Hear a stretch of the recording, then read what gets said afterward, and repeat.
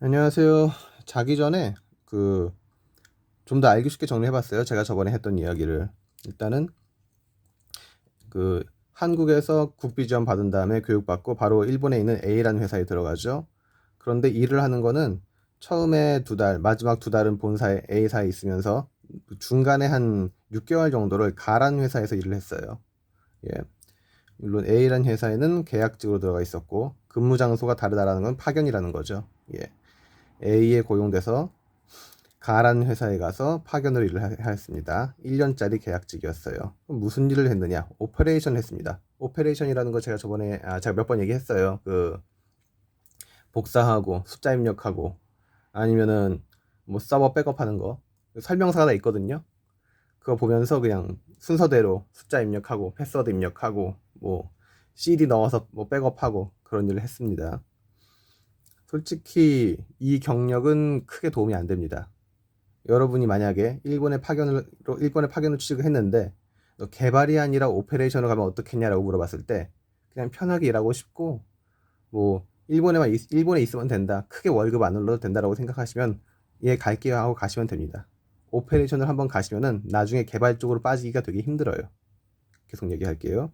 제가 그래서 오페레이션 있다 보니까 월급이 이때가 처음이니까 22만 5천 엔. 뭐 일본에 처음 들어온 외국인한테 월급을 막 주는 나라는 거의 없을 거예요. 예. 주는 회사는 별로 없을 거예요. 그런데 워라밸이 좋아요. 어차피 여기는 거의 정시 퇴근이거든요. 잔업하는 날이 거의 없습니다. 있다고 해도 뭐 일주일에 무슨 요일, 일주일에 한 번, 아니면 뭐 월말, 월초 이런 식으로 정해져 있어요, 항상. 그래서 자기가 계획을 짜서 다른 공부하기가 좀 좋았어요. 그래서 이때 IT 패스포트하고 토익 보고 CCNA도 다시 땄죠. 다시 아니자. CCNA도 땄죠. 시험 2번 봤습니다. 그렇게 해서 이제 가라는 회사에서 원래는 오래 일을 해야 되는데 제가 너무 딴 생각을 많이 하다 보니까 쫓겨났어요. 그래서 본사로 돌아오죠. 본사에서는 돌아온 애 새끼 보기 싫다고 자르죠. 그래서 급하게 B사를 찾았습니다. 이때 요 자격증이 있어가지고 그나마 개발 쪽 일을 하고 싶다고 한국에서 국비 교육도 받았다고 얘기를 했으니까 또 B사는 애초에 개발 쪽 안건이 많은 회사예요. 되게 작은 회사인데 그래서 B사에서 처음에 한 2주 정도 있다가 바로 C사로 갑니다. 이때 면접을 한 3군데를 봤어요. 본사에 있으면서. 그러다가 이제 연락이 온 대로 가서 C사에 가서 일을 했죠. 예. 이때는 정규직이었습니다. 그리고 한 2달짜리, 3개월짜리 개발을 몇 개 하다가 한 2개 했어요. 2개 하다가 그러면서 이제 제가 전에 말씀드렸죠. 에너지 관리를 하는, 에너지 거래를 하는 솔루션을 도입하는 도입하는 안건에 들어가서 나라는 회사에 가서 일을 하게 됩니다. 이제는 소속은 B인데 근무 장소는 C사였다가 나라는 회사였다가 그렇죠. 예. 이것도 파견이죠. 어떻게 보면. 예. 거기서 이제 뭐 요건 정의하고 문서 작성하면서 뭐 자격증 몇 개 따고 이때 3개 땄어요. ITIL이랑 그때 서비스 관리 설계 클라우드에 있는 자격증이죠. 그러다 보니까 월급이 26만 원, 28만 원 되죠. 이때 26만 원을 받은 거는 이 회사에서 줄 수 있는 거의 제일 낮은 급여예요.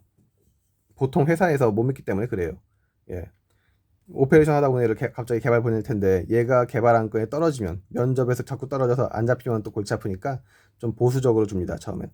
그러다 한 6개월 시켜보니까 이 C라는 회사에 가서도 안 잘리고 잘 하니까 예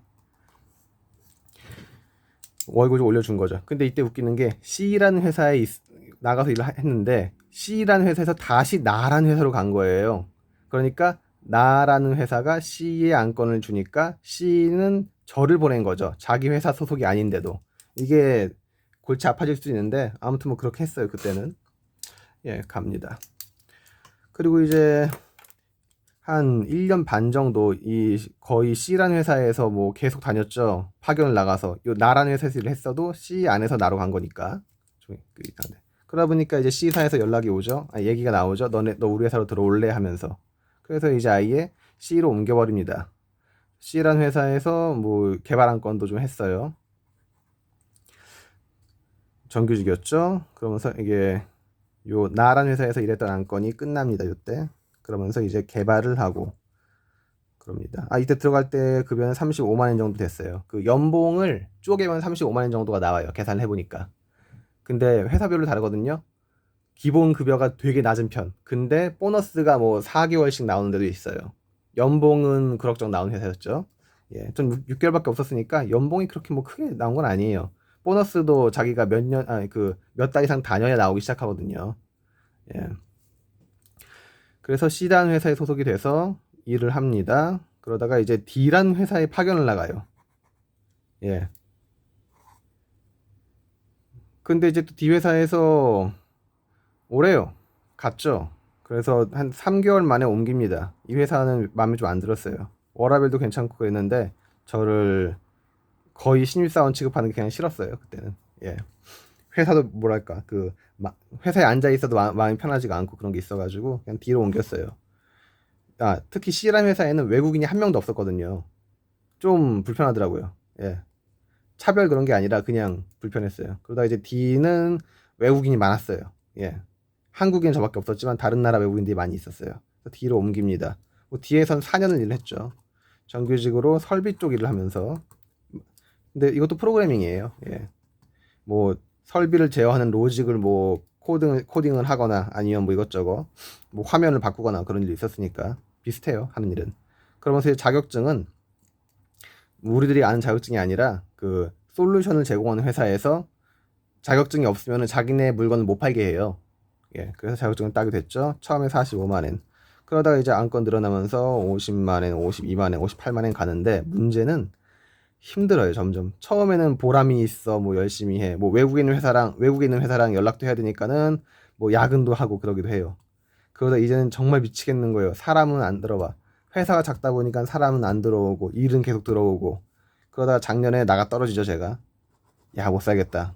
그래서 작년 한 중순부터 이때쯤부터 뭐 회사 찾아다니기 시작해서 면접 한 두 군데를 보고 이제 가는 거죠. 면접 한 두 군데를 보고 옮겼어요. 그렇게 됐습니다.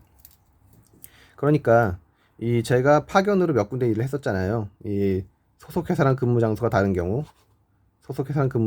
경우들이 있죠. 이때가 그 공부할 기회가 많아요. 어차피 자기 회사에서 하는 일은 정해져 있기 때문에 그렇게 다양하지가 않기 때문에 뭐 개발을 해도 뭐 그냥 자바 개발, 뭐 C샵 이런 식으로 하든지 그렇게 되는데 파견을 나가면 그 고객 회사 이런 회사가 있구나라고 알게 되거든요. 솔직히 제가 뭐 도쿄역 앞에 있는 대형 빌딩 이런 데 들어갈 일이 없었거든요, 그때는. 그런데 요 B에서 일하면서 나라는 회사에 가니까는 이거 순수한 고객이죠.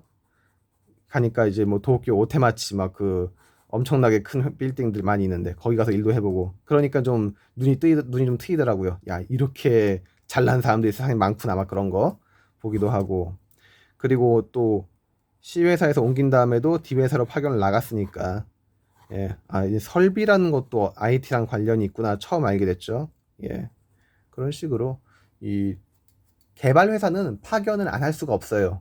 제가 계약직이든 정규직이든 간에 개발 회사는 무조건 파견을 나가게 돼 있습니다. 무조건이라고 하면 좀 뭐한데 거의 나가게 돼 있어요. 그래서 뭐 무슨 업계, 이런 업계, 저런 업계 다 보면서 좀 알게 되는 것도 많고 그래요. 그래서 뭐 경력 만들기에는 좋다고 생각합니다, 저는. 잘게요. 잘 시간입니다. 안녕히 계세요.